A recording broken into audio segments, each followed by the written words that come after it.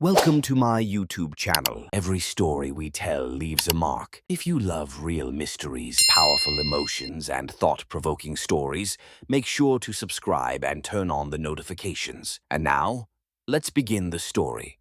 On June 23rd, 2018, after finishing their training, the local football team called the Wild Boars, whose members were between 11 and 16 years old, still had some time left to have fun. So, the 12 team members and their assistant coach, Tham Luang, jumped on their bicycles. They rode through rice fields and headed toward the forested hills. Their destination was the Tham Luang cave, hidden among the mountains near the city of Mae Sai, Thailand. That day, one of the boys was turning 16, and they planned to celebrate his birthday inside the cave. Stretching for about 10 kilometers beneath the mountain range that separates Thailand and Myanmar, Tham Luang is one of the largest cave systems in Thailand. As the boys rode on their bikes, they passed a faded warning sign that cautioned about the cave flooding during the rainy season. Last year, the cave hadn't filled with water until mid-July, and there were still a few weeks left before the heavy rains were expected to start. So, they felt safe. When they arrived at the cave entrance, they left their bicycles and bags behind, thinking they would only stay for a few hours, and entered with their flashlights. They passed through a wide chamber and began moving deeper into the narrow, uneven passageways. As they advanced, the cave became tighter and darker until all traces of outside light disappeared. About 3 kilometers in, they reached a junction. Although they knew they should turn back, curiosity got the better of them, and they decided to explore a little further. At that very moment, a sudden downpour outside caused the stream near the cave entrance to overflow. Because of the karst landscape, rainwater quickly seeped underground, and the cave began to flood rapidly. Deep inside, under layers of solid rock, the boys were completely unaware of the storm. They didn't know it yet, but they were trapped. About 3 hours later, when they finally decided to turn back and reached the junction, they saw that the once dry path was now filling fast with water. What began as a fun adventure had turned into a nightmare as the flood cut off their exit. The coach tried to swim out, but the strong current forced him to return. Hoping the water would recede, they searched for a place to spend the night and moved even deeper into the cave. After a while, they reached a sandy area known as Pattaya Beach, and then a drier slope beyond it. By this point, they had advanced nearly 4 kilometers into the cave. The darkness around them was absolute, but with their flashlights and the small air pockets between the rocks, they had just enough oxygen to survive for a while. At least, for the moment, they had the basic conditions to stay alive. They hoped that the water would recede and dreamed of leaving the next day. However, what they didn't anticipate was that the monsoon rains were growing stronger, and this cave might soon become their grave. When the boys' families reported them missing, Thai police arrived at the cave entrance and found the children's bags and shoes. But the relentless rain kept raising the water level, making it impossible to reach some parts of the cave. During this season, the floodwaters usually didn't subside until October. That's when panic began to spread. A team of divers from the Thai Navy entered the cave, but the conditions they faced were extremely harsh. Narrow passages, powerful currents, total darkness, and some sections no wider than 38 centimeters. Although they were trained for open water diving, this was a completely different world. They lacked the equipment and expertise for such a treacherous cave system. The team had to turn back soon, and the bitter truth became clear. Under these conditions, the chances of finding the boys alive were very slim. Just when hope seemed lost, a small light appeared, literally and figuratively. Vern Unsworth, a British caver who knew the cave's structure better than anyone, arrived at the scene. Years earlier, he had mapped the entire cave. After analyzing the situation, he made 2 critical observations. The boys were most likely near the area known as Pattaya Beach, and the rescue operation could only be carried out by expert cave divers. He gave authorities the names of 3 such specialists: Rick Stanton, John Valanthan, and Robert Harper, world-renowned cave rescue experts. If they weren't called immediately, the boys would have no chance of survival. But one haunting question still remained. Were the children still alive?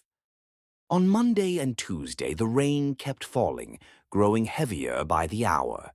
Even when the skies above the cave briefly cleared, the threat of another storm was constant.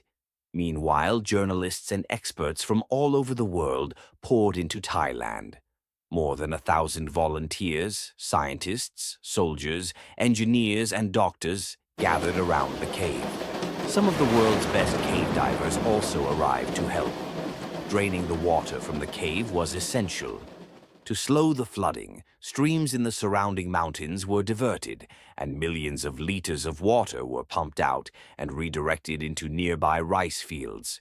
Still, many sections of the cave remained completely inaccessible. Rick Stanton and John Valanthan arrived at the cave on Wednesday evening. The next morning, fully equipped, they plunged into the dark, flooded tunnels. Visibility was nearly zero. They battled powerful currents, squeezed through narrow, jagged passageways, and marked their route with guide ropes. For 4 days, they managed to move only a few meters at a time, searching every cavity and chamber for any sign of life. 10 days had passed since the boys went missing, and there was still no trace of them. The families waited helplessly at the cave entrance, their emotions swinging between hope and despair. At that point, they no longer dreamed of reuniting with their children alive. They only prayed to at least recover their bodies. Finally, on July 2nd, Rick and John decided to take the ultimate risk and dive deeper into the cave. When they reached Pattaya Beach, no one was there, but they still had a bit of guide rope left, so they kept going. Narrow tunnels, deep waters, and low passages tested every bit of their strength and focus. Then, about 3.5 kilometers in, they discovered an air pocket. They removed their masks and inhaled. The air was sharp, a foul smell, maybe from decaying bodies. But at that very moment, John's flashlight flickered and illuminated the darkness ahead. And then, a miracle. From deep within the shadows, figures began to emerge slowly, moving toward them. The boys. When the divers found them, the children were drenched, their clothes torn, their faces pale with fear. They were weak, exhausted, and terrified, but alive. The footage recorded by Rick and John's camera spread across the internet within hours. The entire world's attention turned to northern Thailand, to 13 trapped souls in a dark, flooded cave. Now, one overwhelming question remained. How would they get them out? Rick and John tried to keep the boys' spirits up, but the exhaustion and fear of 10 long days were written all over their faces. The children desperately wanted to leave, but getting them out would prove far more difficult than finding them. Outside, the families refused to go home. They slept in chairs at night and prayed through the day, while time was quickly running out. Doctors and Thai Navy SEALs took enormous risks and finally managed to reach the boys deep inside the cave. They delivered food, blankets, medicine, and the boys' families' letters. But conditions inside were rapidly worsening. The first plan was to keep the children in the cave until the rainy season ended. But that could take 6 months. Supplying food would be difficult, and the cave's oxygen level was falling. Oxygen, which should have been 21% at normal sea level, had dropped to 15%. Levels below 12% are lethal.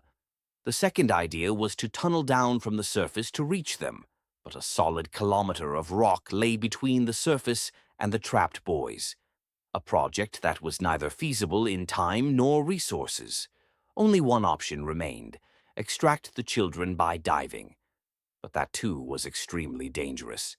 Most of the boys couldn't swim and had no diving experience. The cave was dark, cramped, and even breathing was risky. One moment of panic could kill a child, and the diver trying to save them. Then, as time ran out, tragedy struck. On July 6, 2018, an experienced Thai Navy diver, Saman Kunan, entered the cave to deliver oxygen tanks to the boys. He completed his mission, but on his way out he lost consciousness from a lack of oxygen. His teammate tried to pull him from the water, but Saman could not be revived. He became the first hero to die in the operation, a loss that shook the rescue team to its core and reminded the world how perilous the mission was. By Sunday, July 7th, the 15th day the boys had been trapped, Thai authorities made a surprising announcement. The rescue would begin the next day. Behind closed doors, an approved plan was wild, yet the only real option: to bring the boys out under anesthesia. The key figure for this plan was Dr. Richard Harris, an Australian anesthetist and experienced cave diver. He initially resisted. The risks were enormous. Airways could close, bleeding could occur, and if any boy woke during anesthesia, he could panic. But there was no time to waste, and Saman's death forced a decision. A team composed of some of the world's best divers was assembled, and the rescue began. July 8th, the first day of the operation. There was a debate about which boy should be brought out first. In the end, it was decided that those who lived farthest away would go first. The first child was sedated and anesthetized. A special full-face mask was fitted to deliver 100% oxygen. His hands were tied behind his back, a buoyancy vest secured him, and he was clipped to the diver by a tether. From that moment, his life was entirely in the diver's hands. They passed through narrow tunnels and swam for nearly 5 exhausting hours underwater. Finally, the first boy was brought out, alive. He was immediately transported to the hospital. Then the second, third, and fourth boys were rescued using the same method. 4 children were successfully saved on the first day, but the mission was far from over. Deep inside the cave, 8 more children and their coach were still trapped. The divers needed rest, and the equipment had to be replaced. Each journey took several hours. July 9th, the second day. Preparations were repeated. The team now knew the cave better and moved faster. 4 more boys were rescued successfully. Only 5 people remained inside. July 10th, the final day. Heavy rain throughout the night threatened to flood the cave once more. It was now or never. They would either complete the mission or lose everyone still inside. The rescue team entered the cave one last time. The tunnels had narrowed, the water had risen, but they did not give up. And finally, all the remaining boys and their coach were brought out safely. At the cave entrance, the waiting crowd erupted in tears and applause. It was a moment of pure relief and triumph. What followed was recovery and quiet heroism. All the children were taken to the hospital and placed in quarantine for a week. None of them remembered the moment they were brought out, a sign of how carefully and successfully the rescue had been carried out. But this success did not come without a cost. Saman Kunan lost his life in the line of duty. Nearly a year later, another hero, Beirut Pakbara, also passed away due to an infection he contracted during the mission. Both men gave their lives to save those children. Together, they became part of a miracle written through courage and sacrifice. During this operation, more than 10,000 people took part. Over 100 cave divers, 1,000 soldiers, engineers, doctors, and countless volunteers. It wasn't just a rescue mission.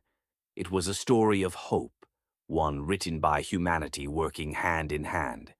And in the end, this truth remained. If life can be saved even in a place like that, hope should never be lost. Every story we tell leaves a mark. If you love real mysteries, powerful emotions, and thought-provoking tales, subscribe and turn on the notifications. See you in the next story. And remember, reality is always more surprising than fiction.